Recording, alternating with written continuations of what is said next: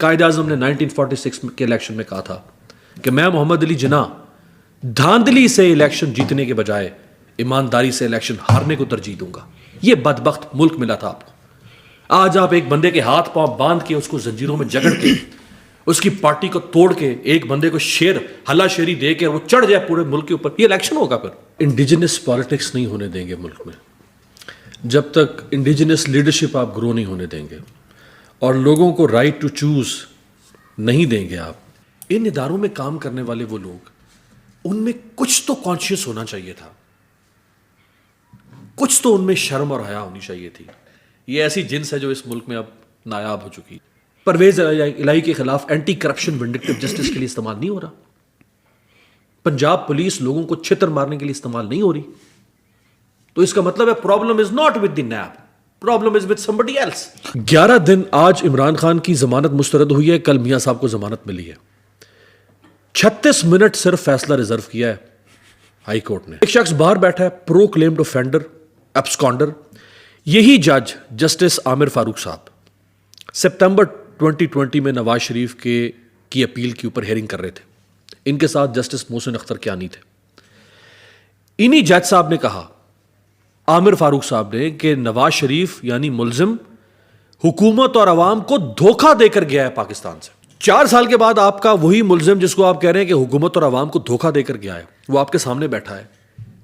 ایک دفعہ کم از کم بھرم رکھنے کے لیے اس سے پوچھ تو لیں کہ بھائی صاحب وہ 4 سال کا کوئی حساب ہے آپ کے پاس. یہ بہتر تو یہ ہے کہ کارپیٹ بامبنگ کر کے نا ویسی لیول کر دیں اس قوم کو, بلڈوز کر دیں سب کچھ لیول, جس طرح وہ غزہ میں ہو رہا ہے نا. محسن اختر کیانی صاحب نے بڑے تاریخی الفاظ بولے تھے. انہوں نے کہا تھا کہ ملزم لندن میں بیٹھ کر ہم پر ہنستا ہوگا, کسی کو منہ ہاتھوں میں پکڑ کے نا تو اس کو مارنا شروع کر دیں.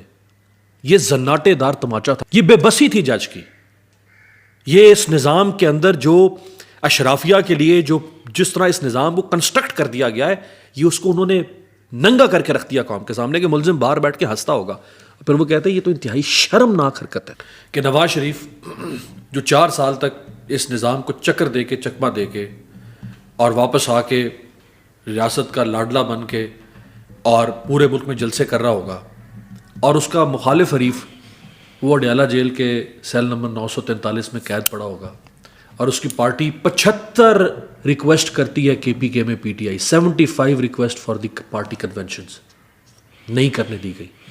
تو جج صاحب کہتے ہیں کہ ایک طرف اشتہاریوں کو پروٹوکول سے لایا جا رہا ہے, ایک طرف آپ ایک اشتہاری کو کنونشن نہیں کرنے دے رہے اس کے حجرے پر.